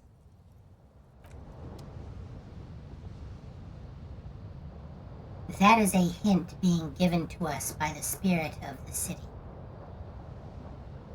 And indeed, we need to look under the floorboards. See the waves, sea, church. Yeah, jacket. The Koryev jacket. +1 to life.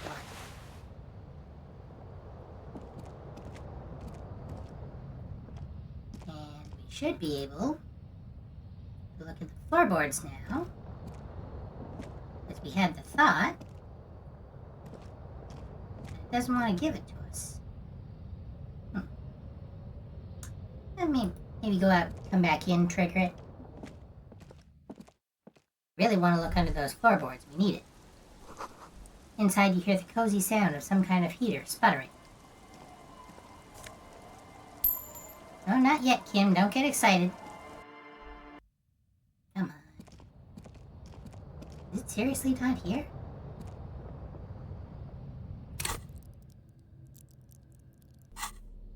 Might need to change out our clothing. See, we've got our perception hat on. Well, as long as we're checking out our clothing. Koryev jacket. This swanky checkered jacket flatters your form in a way that makes you feel the fun kind of serious. It has really nice roomy pockets, too. Maybe we'll see if we can turn on our shivers. That might be it. What do we have that gives us shivers?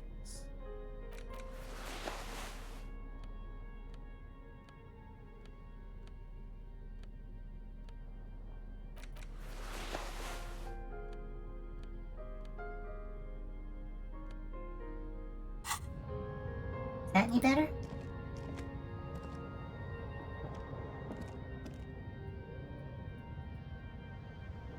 No, we still don't have it. Interface? No, it wouldn't be interfacing.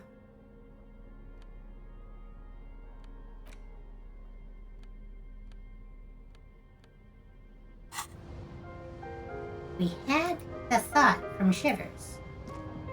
Look under the floorboards. Oh well. I'll have to mess with it later. I think this might be a situation like the 16 Days in Coldest April where we couldn't see the book initially.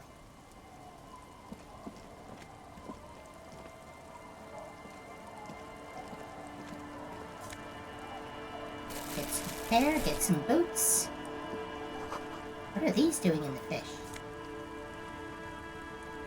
Franco-Nigerian cavalry boots. Boat is floating freely in the water, unmoored. That's Lillian, the net picker.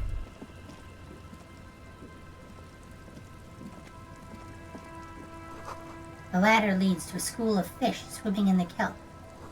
The planks creak beneath your weight.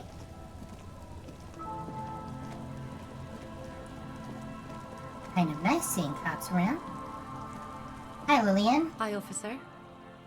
A woman in a raincoat stands on the quay, considering an overturned boat. A sword in a scabbard hangs from her hip. Anything I can help you with? As always, I am the lawbreaker. You've graduated to Lawbringer now? Men with authority have their quirks. Comes with never being second-guessed about anything. It helps to have some people who aren't yes-men. So what brings you here, There we go. Lawbringer? Finally got it. Bringing of the law. Law job. This is why I've been telling everyone I am the law. If you say it often enough, it triggers a thought. And like Art Cop, it kept us waiting. Dang. Anyway, where are we exactly? A fishing village on the seashore. This place doesn't really have a name. It's sometimes called Elysium. Why? The sign on the street leading here is illegible. Has been since they built this place. I have questions. The first is, what's your name? The name is Lillian. People call me Netpicker. I think I have time for questions. And that was actually the second one. Indeed, You're always confused as to your whereabouts. I was asked to get your signature. Are you? This says by signing, I agree to living with construction noise. What exactly is the Union building? Everard's planning to turn some of the village into a youth center. What a nice idea. Wouldn't have thought that. She sounds incredulous about the niceness of the idea. Thought what exactly? That Everard and the Union have nice plans for anything. I thought they only cared about themselves. Well, I guess Union members have children too. And those members have a vote when electing the head of the local chapter. Well, on second thought, don't sign the papers. Aye, if you say so. Probably better that way. I mean, who likes construction noise? We can always come back and give her the document again later. But we're not going to.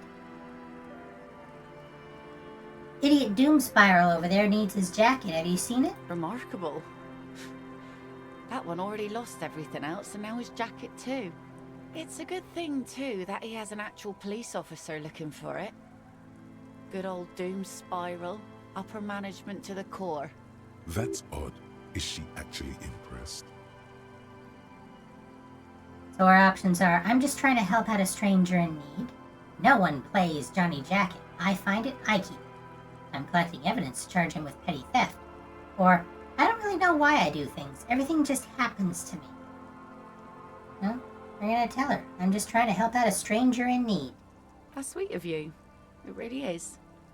I check around the abandoned fish market on the boardwalk. Drunks are inexplicably drawn to markets. Might be why they have such trouble staying in business. A phenomenon that the spectral hand theory of the market fails to account for. If one of them lost something, that's as good a place to start looking as any. What do you do around here? Like I said, fish mostly. Sail the waves, take care of the kids, pick nets. Right now I'm tarring a little skiff. What else? I sell the fish to people in the Delta to serve at their fancy restaurants. Authentic Insulindian cuisine. Is that enough to make a living? Sometimes I also walk to the beach to see what the sea has given up. The sea is full of surprises. Keep it professional, man. Don't make it sound like you're hitting on her. Walking on the beach sounds quite romantic. I don't think so, not this time of year. I never thought the sea brought in anything particularly interesting. Wood, pieces of glass. Every once in a while we see dead bodies. Human, animal, fish, other odd sea creatures. A mine washed ashore once. Bottles, drugs also. Lost cargo in general. Most of the time it's just wood and glass. All right. Major choice moment. You only get to ask one thing. It would be weird to say them all. Choose wisely. So our options are, I need to know about those human bodies. A mine? The RCM could use a mine. Where is it? Drugs? I need info on this. Major narc. This place looks bad. Why don't you leave? Or, okay, enough about this place. We're going to ask about the human bodies. We are, in theory, a homicide detective. Well, you're barking under the wrong tree then, officer. I have no interest in floaters. Seen enough of them in my life already. Very unattractive bunch. Nice sword. Does it come with a story? Unfortunately, the factory sold this one with a 3-year warranty instead of a story. It's to intimidate folks, mostly. It is imposing. It's a regular mass-produced sword, like a shovel or an axe. Nothing fancy, just for intimidation. What do you need intimidation tactics? From time to time, people need a lesson in respect. That's just the way it is. Back in the day, I caught the eyes of many men. And believe me, men need a lesson in manners from time to time. So we can say, figures. Typical patriarchal nonsense, mascu venomosity. Got that because we got the inexplicable feminist agenda thought. Can I borrow that sword? Why don't more women arm themselves if it's so effective? We'll go with that. What makes you think we haven't? The truth is that almost everyone in this life is scared and tired and stupid and too dull for that. That goes for men too. But they put on an act for us. Pretend like everything's good and Living in shit doesn't bother them. Like anyone falls for that. Behold!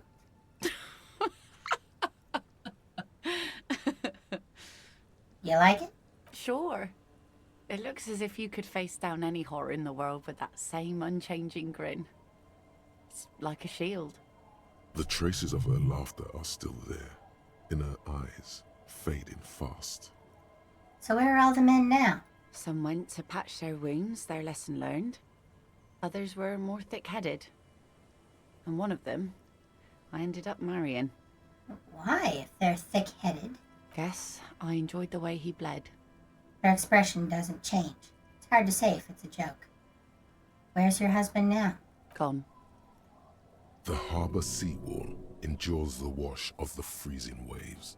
Many things wash up against it and onto the beaches of Rivershore. Some inanimate, some just no longer alive. You shudder. Gone where? To the waves. The sea took him. It was a long time ago. Oh. Say no more. Wait for her to continue. He didn't respect the sea. Went out there, drunk like a skunk, and sure enough, one day the boat was found floating empty. The bloated corpse turned up 2 weeks later. Now, before you tell me how sorry you are for my loss, know that it was 4 years ago, and I've moved on. There's only so much mourning you can do for a drunk with sinewy muscles. Time really is the best cure for sorrow, isn't it? Us working folk don't have the luxury to be bedsick with melancholy. I buried him, mourned for an appropriate amount of time, and went on. Life didn't really change that much for me and the kids. She glances at the village where 2 little kids are playing with what look like rocks. She looks like she's ready to go on a date with another, better, drunk. Ask her. Both of you could need some action. We're not gonna make this check. Certainly not right now. So I take it that's your skiff? Sure is. The Sun, I call her, coated with a fresh layer of tar just yesterday. It'll take some time for it to dry, assuming the sunny days continue. This is what qualifies as a sunny day, apparently. We're not gonna bother her anymore. Be seeing you. Now that we've talked to the mom, we're gonna talk to the kids.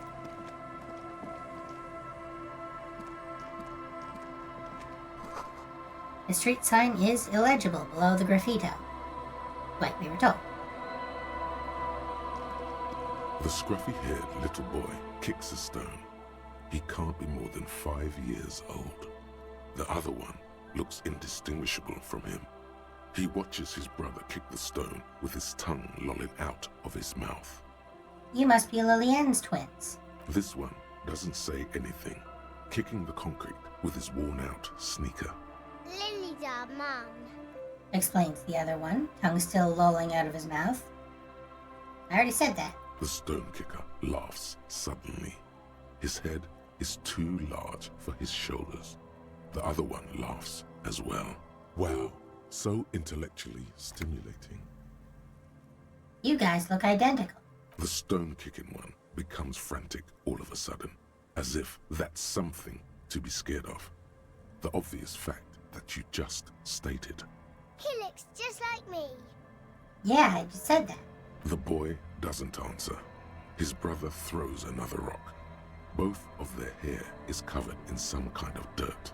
You're bad with kids.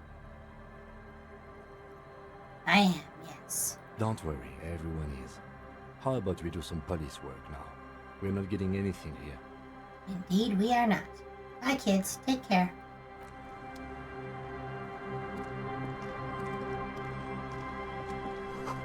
Hard to see the details. The color is all warm and welcoming. Are cozy, though. A flower trough where nothing really grows. Maybe in spring. We don't have a high enough perception. Yeah, we got these new boots. Good old calf-length cavalry boots. Mount that horse and ride into the night. The heel comes in handy, too. It definitely makes you some good 5 centimeters taller, but it could be that it's also making you sharper, more perceptive to your surroundings now that you've gained a new perspective. Is that enough? No, it is not. There's another book here. Anyway.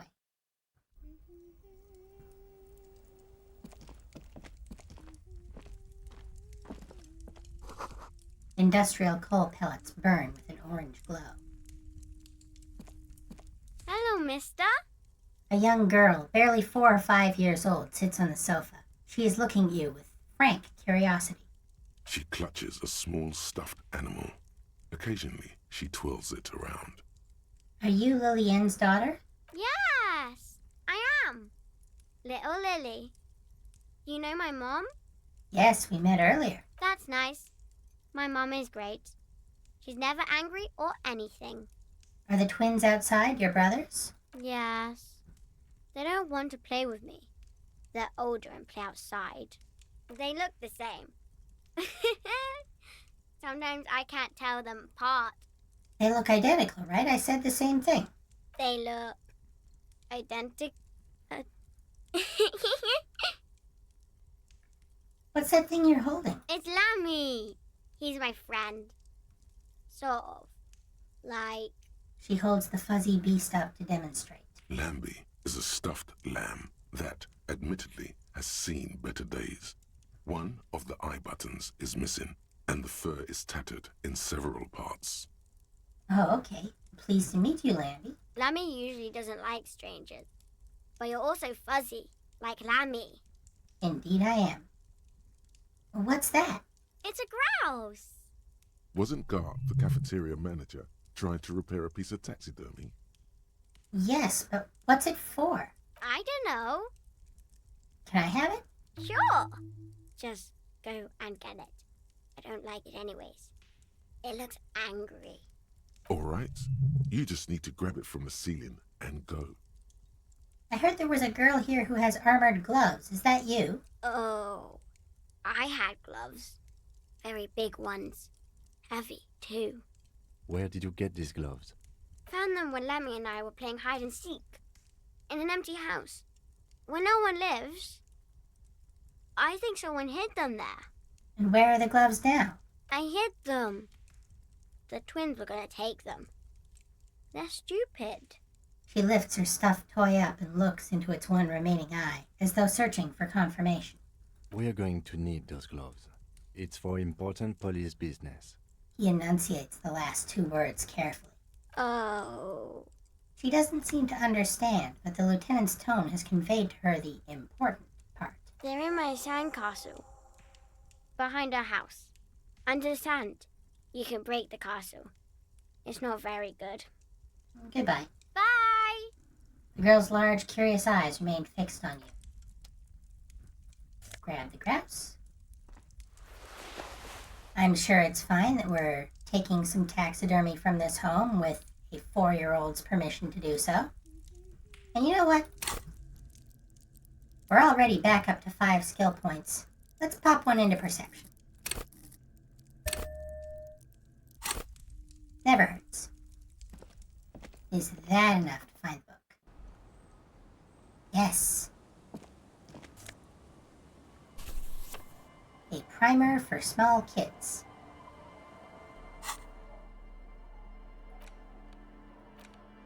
A textbook for the 1st grade in primary school. On the cover, a humanoid teddy bear is pushing a wheelbarrow full of letters. He's not doing a good job. The letter S is dangerously dangling from the cart, while E fell off a long time ago. Children should pay more attention. And this is the grouse. The dead body of a grouse, stuffed with some unknown material. From a distance, it might just pass off as the real thing. The bird itself looks extremely ruffled and slightly grumpy. I'd be grumpy too. Alright, let's go get those gloves. And with the extra point in perception and the boots, we might be able to look under the floorboards now. Weather has not been kind to Lily's little sandcastle. The once mighty towers are quickly eroding away. You can see something shining back to you from what must have been a vast underground catacomb network. You will recall we were told about the catacombs under Revachol. This is a microcosm of that. Broken. The little castle? The reigning lord must have come upon some really tough times to let it sleep in such decrepitude. Reach in the catacombs and pull out the shiny object. The walls and floors give way to the giant's greed, collapse and present you with a pair of ceramic gauntlets. Congratulations. That's the gauntlets down then. We're doing good on the armor collection front. Indeed we are. Let's take a look at them. +2 to interfacing, strength in digits, so it's one better than our current gloves. Clenching and unclenching your fist has never been so fun. The tiny ceramic plates make a lovely clicking sound when your fingers move. The gloves are a bit sandy, but the grip is phenomenal. Alright, let's go take a look at those floorboards again. Might be able to get in there.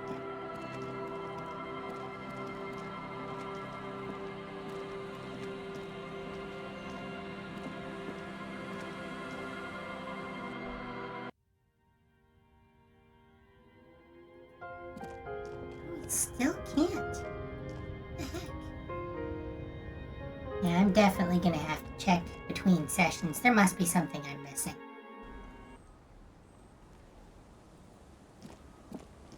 Anyway, we've just got a few more minutes left in this stream, and I happen to know where that jacket is. So, we might as well put a bow on that. You should come back here when it snows. A strange feeling. It passes quickly. And we will. The rear tire of a motor carriage adorns these reeds.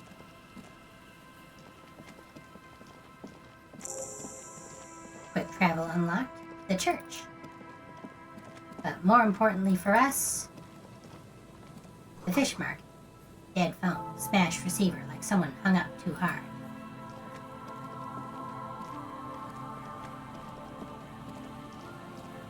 And the jacket is here. Someone has left an unidentifiable article of clothing on this railing. It smells really bad. Touch it. The cloth, if you can still call it that, makes a soft crunching sound as you thrust your finger into it. Take a closer look. It's streaked with dried seagull shit and tangled with pieces of seaweed.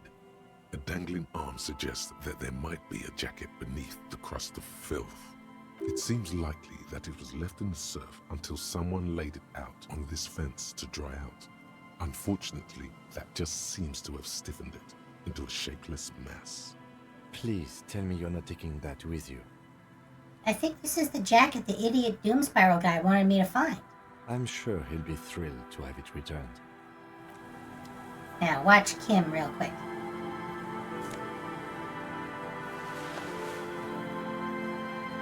No, hidden trigger.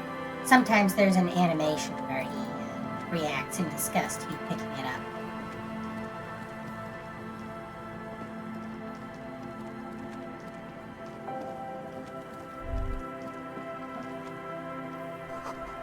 That's a Nolan Vincent, an unsuccessful model of the car that crashed here. Anyway, we've got a completely disgusting jacket. You know who might be able to help us with that?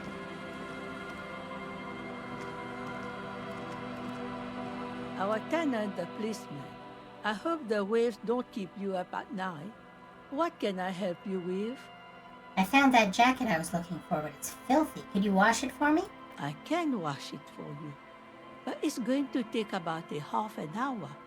Think you can stay put for that long? Waited longer than that for my car, sure. I could use a breather. It's been another track and field day. The lieutenant says, rubbing his thigh. Yeah, I'll wait. Well, hand it over then, and I'll see what I can do. She's a real pro. Must say, I'm proud of this one. It's pretty nice underneath all that filth. I hope you take better care of it than its last owner. Goodbye, I'm off. Let's take a look at it. +1 to pain threshold, element proof, +1 to half-light, always hot, but a -1 to drama, sweat like a pig. This windbreaker is like a protective cocoon, placing the wearer's torso in a pocket universe where wind, water, dirt, and fire cannot harm them. Huge writing, 100% synthetic, is proudly displayed on the chest. It lets absolutely no air through. Warning, item is not actually fireproof. Alright. Let's talk to George.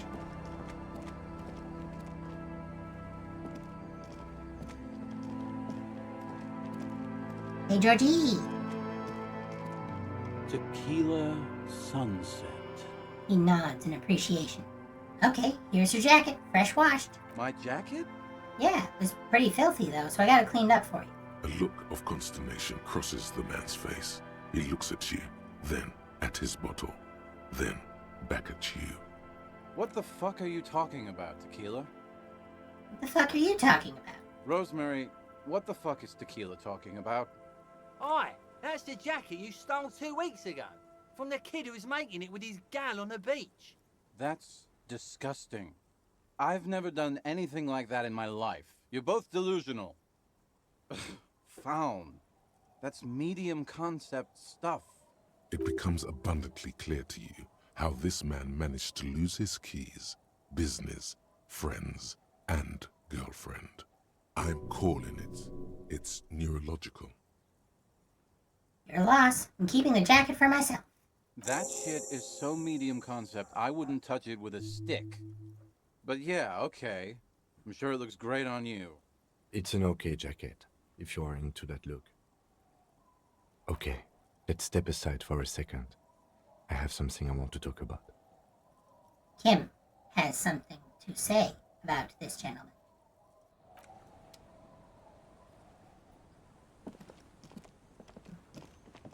Yeah, Kim, what's up? I've been meaning to have a little chat with you about your sense of style. My style? What about it? I'm glad you finally started dressing a little more like an officer of the RCM. Keep it up. So we could say, regular cop, regular clothes. You like this? I feel like it's really cramping my style. Or, say, why aren't you wearing a pig suit? So this is triggering because we finally got enough clothing and we happen to be wearing some RCM gear at the moment. Well, let's flatter Kim. We'll say what he wants us to say.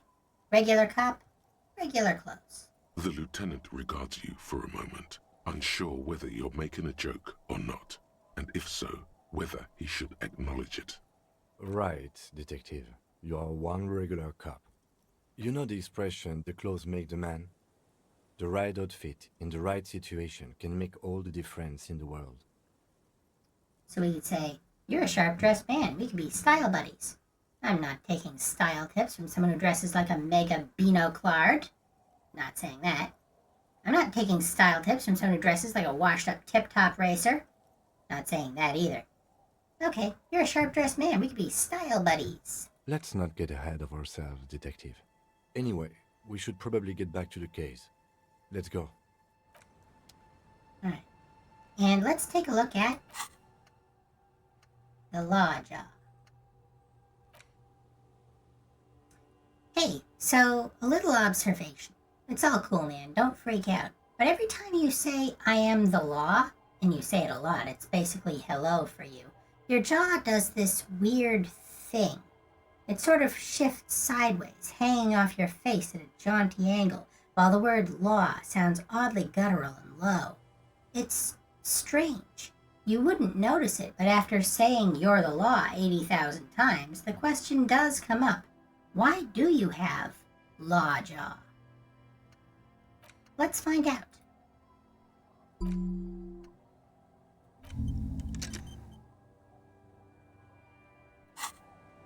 Yet another part of the mystery of ourselves. And before we go any further, let's see. We want some more shivers here. Is there anything shivers we're not currently wearing? I don't think so.